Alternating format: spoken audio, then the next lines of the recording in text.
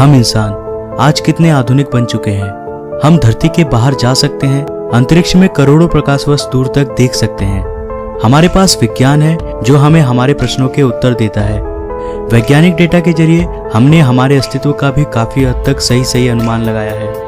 पृथ्वी जो हमारा घर है, जहां हम मनुष्यों ने कई पीढ़ियां बिताई है, जिसने कई करोड़ सालों से जीवन को अपने अंदर आश्रय दिया है और आज भी देता आ रहा है। वैज्ञानिकों के अनुसार पृथ्वी पर जीवों की करीब 87 लाख प्रजातियां रहती है, जिसमें से केवल 15% प्रजातियों को ही हमने आज तक खोजा है। लेकिन आखिरकार ये सारे जानवर आए कहां से थे? आखिर धरती पर जीवन की शुरुआत कैसे हुई थी? इसे जानने के लिए हमें समय में पीछे जाना होगा, उस समय पर जब धरती अपनी शुरुआती अवस्था में थी। तो आइए चलते हैं आज से करीब 4.5 अरब साल पीछे। आज से करीब 4.5 अरब साल पहले चट्टान का एक बहुत ही विशाल सा गोला एक बेनाम तारे का चक्कर लगा रहा था। इसका सतह पिघले हुए लावा से बना था और इस पर जीवन का नामो निशान तक नहीं था। इस वक्त पृथ्वी पर लगातार आसमान से छोटे छोटे चट्टानों की बरसात हो रही थी। काफी लंबे समय तक यह प्रक्रिया चलती रही। इसके बाद चट्टान के इस विशाल से गोले ने एक ग्रह का रूप ले लिया। साथ ही इस ग्रह का अपना चांद भी बना। ये वही ग्रह है जहां आज हम सब रहते हैं। इस वक्त पर पृथ्वी का तापमान बहुत ही अधिक था। काफी लंबे समय बाद हमारे ग्रह का तापमान थोड़ा सा ठंडा हुआ और इस पर एक ठोस सतह का निर्माण हुआ। करीब 3.9 अरब साल पहले इसने फिर से आग के गोलों की बारिश का सामना किया, जिसे हम कहते हैं द लेट हैवी बम्बार्डमेंट। और इस वक्त धरती पर केवल छोटे चट्टान ही नहीं, बल्कि इसके साथ साथ उल्कापिंडों की भी बारिश हो रही थी। प्रतिदिन कई हजारों की संख्या में उल्कापिंड धरती पर बरस रहे थे। ये उल्कापिंड अपने साथ कुछ बहुत ही खास लेकर आए थे। इनके अंदर जमी हुई बर्फ के क्रिस्टल्स थी, जिसने हमारी धरती पर समुद्रों का निर्माण किया और साथ ही धरती के वातावरण में नाइट्रोजन गैस भी लेकर आया। पर धरती अब भी बेजान था। यहाँ जीवन के लिए परिस्थितियां अभी भी उपयुक्त नहीं बनी थी। धरती का एटमॉस्फेयर अभी पूरी तरह से जहरीले गैसों से भरा हुआ था। यहाँ वायुमंडल में ऑक्सीजन था ही नहीं और धरती भी चारों तरफ से समुद्र से घिरा हुआ था। पर अब यहाँ परिस्थितियां बदलने वाली थी। करीब 3.8 अरब साल पहले हमारी धरती में एक बार फिर से उल्कापिंडों की बारिश शुरू हुई। पर अब की बार ये पिंड अपने साथ केवल पानी ही नहीं लाए थे, बल्कि ये कुछ बेहद अनमोल चीज लेकर आए थे, जो धरती को जीवन देने वाला था। ये पिंड अपने साथ खनिज यानी मिनरल्स लेकर आए थे। साथ ही इन्होंने कार्बन, प्रोटीन और एमिनो एसिड्स का भी अंतरिक्ष से समुद्र की गहराइयों तक परिवहन किया। परंतु यहाँ समुद्र की गहराई में तापमान बहुत ही कम था। यहाँ सूरज की रोशनी पहुंच ही नहीं सकती थी। लेकिन यहाँ समुद्र की गहराई में भी छोटे छोटे प्राकृतिक चिमनीज थे, जो पानी को गहराई में भी गर्म रख रहे थे और यहीं पर जीवन का पहला बीज पनपा। हम ये नहीं जानते हैं कि ऐसा कैसे हुआ था, लेकिन किसी प्रकार से यहीं पर उन सारे मिनरल्स और केमिकल्स ने आपस में अभिक्रिया करके जीवन का बीज बोया और यहाँ जन्म हुआ पहले एक कोशिकीय जीवों का। ये एक प्रकार के बैक्टीरिया थे। ये बैक्टीरिया समुद्र में बहुत ही तेजी से बढ़ने लगे। अब ये पानी पूरी तरह से इन सूक्ष्म एक कोशिकीय जीवों से भर गया था। कई करोड़ साल बाद, यानी आज से करीब 3.5 अरब साल पहले, समुद्र के अंदर इन बैक्टीरियाओं की संख्या इतनी बढ़ गई थी कि ये आपस में जुड़कर इस प्रकार के पत्थरों जैसी संरचनाओं में बदल गए थे, जिसे कहा जाता है स्ट्रोमेटालाइट्स। ये एक एक चट्टान अपने आप में बैक्टीरियाओं की एक पूरी बस्ती थी। ये बैक्टीरिया सूरज की रोशनी को भोजन में बदलते थे और इस प्रक्रिया को हम बेहतर रूप से जानते हैं प्रकाश संश्लेषण के नाम से। इसी प्रक्रिया में ये एक उत्पाद, एक बाय प्रोडक्ट को निकालते थे, एक गैस, ऑक्सीजन। इन सूक्ष्म जीवों ने धरती पर एक सबसे अनमोल चीज का निर्माण किया, जो धरती में जीवन को पनपने के लिए सबसे ज्यादा महत्वपूर्ण था और वास्तव में इसके बिना धरती पर कोई जीव जीवित नहीं रह पाता। करीब 2 अरब सालों तक पृथ्वी के वायुमंडल में ऑक्सीजन की मात्रा लगातार बढ़ती रही। आज से करीब 1.5 अरब साल पहले धरती में अब भी किसी प्रकार का कॉम्प्लेक्स लाइफ विकसित नहीं हुआ था और ना ही धरती पर इतने बड़े बड़े महाद्वीप थे। धरती पर केवल छोटे छोटे द्वीप थे जो चारों तरफ से पानी से घिरे थे। मगर अब धरती के क्रस्ट में हलचल होने लगी। इससे धरती की सतह कई सारे टेक्टोनिक प्लेट्स में टूट गई।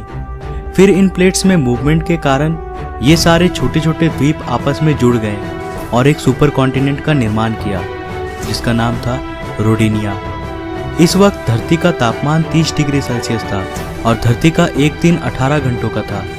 मगर अब समय के साथ यहाँ परिस्थितियां बदलने वाली थी। आज से करीब 75 करोड़ साल पहले धरती की रूपरेखा बदल रही थी। धरती का सुपर कॉन्टिनेंट अब 2 भागों में टूट गया और धरती के नीचे का लावा ज्वालामुखी विस्फोट के साथ धरती की सतह पर निकलने लगा। इन विस्फोट के कारण धरती में कार्बन डाइऑक्साइड की मात्रा काफी बढ़ गई। अब धरती का आसमान इन कार्बन डाइऑक्साइड के घने बादलों से घिर चुका था। इन बादलों से लगातार अम्लीय वर्षा यानी एसिड रेन्स होने लगे। इससे धरती के वातावरण का अधिकतर कार्बन डाइऑक्साइड धरती के चट्टानों पर कार्बन के मोटे मोटे परत के रूप में जमने लगे, जो इस बारिश के पानी के साथ बरस रहे थे। इससे वायुमंडल में कार्बन डाइऑक्साइड की मात्रा में भारी कमी हो गई और अब धरती का वायुमंडल सूरज की गर्मी को रोकने के काबिल नहीं रह सका। इससे धरती का तापमान बहुत ही तेजी से कम होने लगा और धरती पर पहले हिमयुग यानी आइस एज की शुरुआत हुई। ये आइस एज अब तक का सबसे लंबा आइस एज था, लेकिन ये भी हमेशा के लिए नहीं रहने वाला था। समय के साथ साथ वायुमंडल में कार्बन डाइऑक्साइड की मात्रा फिर से बढ़ने लगी और पृथ्वी का तापमान फिर से बढ़ने लगा। इससे धरती पर जमा बर्फ धीरे धीरे पूरी तरह से गलने लगा और पृथ्वी फिर से सामान्य रूप में आने लगी। लेकिन उन सिंगल सेल बैक्टीरिया का क्या हुआ जो आइस एज के आने से पहले समुद्र में थे? आज से करीब 54 करोड़ साल पहले अब धरती का सारा बर्फ पूरी तरह से पिघल चुका था। इस वक्त समुद्र के अंदर जाने पर हमें एक बिल्कुल नई दुनिया देखने को मिलती है। ऑक्सीजन की उपलब्धता में अब वे एक कोशिकीय जीव कई अन्य रूपों में विकसित हो चुके थे। यहाँ चारों तरफ समुद्रीय पौधे, ऐसे अजीब से छोटे छोटे समुद्री जीव थे, साथ ही ये दैत्याकार समुद्री दानव भी था, एनोमेलाकैरिश। ये सब कॉम्प्लेक्स मल्टीसेल्युलर ऑर्गेनिज्म के नए प्रजाति थे जो कि एक कोशिकीय सूक्ष्म जीव से विकसित हुए थे। ये है पिकाया। ये केवल 5 सेंटीमीटर लंबे थे, लेकिन इन्होंने अपने शरीर में कुछ बेहद ही खास विकसित कर लिया था, जो आगे चलकर हमारे शरीर का एक महत्वपूर्ण अंग बनने वाला था। ये पहले जीव थे जिनके पास रीढ़ की हड्डी थी और इन्हीं से विकसित होकर ये खासियत हमें भी मिलने वाली थी। आज से करीब 46 करोड़ साल पहले अब धरती कुछ हद तक जानी पहचानी हो गई थी। धरती का सुपर कॉन्टिनेंट अब और भी कई भागों में टूट गया था, परंतु अब भी यहाँ जमीन पर रहने वाले जीव नहीं आए थे और धरती के सतह पे पेड़ पौधे भी नहीं उगे थे। पर ऐसा क्यों था? दरअसल ऐसा सूरज से आने वाले हानिकारक अल्ट्रावायलेट किरणों की वजह से हो रहा था। पर अब धरती के वायुमंडल में एक नए परत का निर्माण हो रहा था, जिसे आज हम कहते हैं ओजोन लेयर। वायुमंडल के ऑक्सीजन सूरज की अल्ट्रावायलेट किरणों को सोखकर ओजोन गैस में बदलने लगे थे।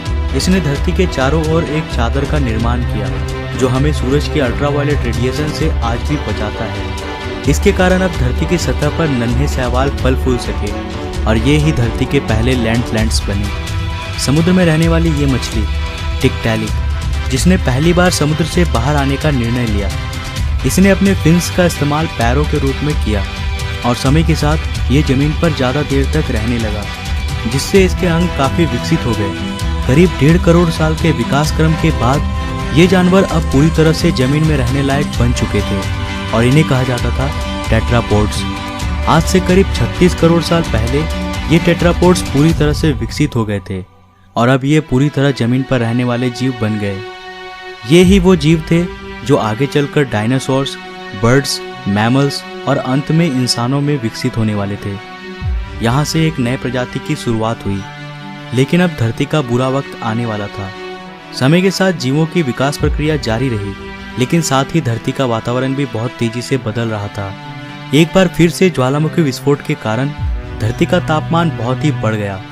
इससे धरती पर बहुत बड़ा अकाल पड़ गया।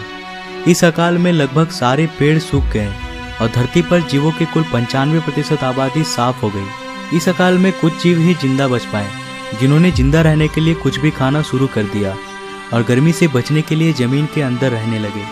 पर समय के साथ साथ फिर से परिस्थितियों में सुधार आया। धरती का वातावरण फिर से सामान्य हो गया।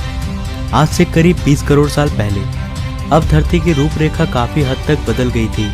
ज्वालामुखी विस्फोट से नए भूभागों का निर्माण हुआ, जिन्होंने आपस में मिलकर एक सुपर कॉन्टिनेंट का निर्माण किया, जिसका नाम था पेंजिया।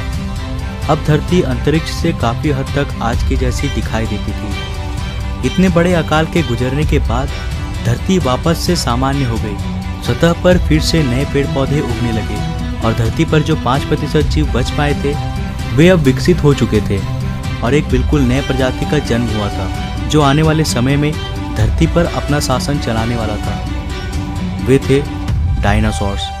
डायनासोर्स असल में उन्हीं 5% रेंगने वाले जीवों से विकसित हुए थे जो उस अकाल में खुद को किसी प्रकार से बचा पाए थे। डायनासोर्स के भी कई प्रजातियां थी, कुछ शाकाहारी थे तो कुछ मांसाहारी। कुछ डायनासोर्स बहुत ही शांत स्वभाव के थे तो कुछ बहुत ही हिंसक। डायनासोर्स ने भी काफी लंबे समय तक धरती पर राज किया। करीब 11 करोड़ साल तक ये धरती पर फल फूल रहे थे। पर इसके बाद क्या हुआ? सारे डायनासोर्स कहाँ विलुप्त हो गए और इंसान कहाँ से आए? ये हम जानेंगे अगले एपिसोड में। तो आज के लिए बस इतना ही। अगर आपको दूसरा एपिसोड चाहिए तो इस वीडियो को लाइक करो। अगर इस वीडियो में कुल 2500 लाइक्स मिलते हैं तो मैं इसका नेक्स्ट एपिसोड भी जरूर लाऊंगा। तो वीडियो को ज़्यादा से ज़्यादा लाइक करो और शेयर करो। अगर आप नए हो इस चैनल पे तो ऐसे ही और एक्साइटिंग वीडियोस के लिए चैनल को अभी सब्सक्राइब कर लो, साथ ही नोटिफिकेशन बेल को भी ऑन कर लो। मैं मिलता हूँ फिर से एक नए एपिसोड के साथ। तब तक के लिए बाय।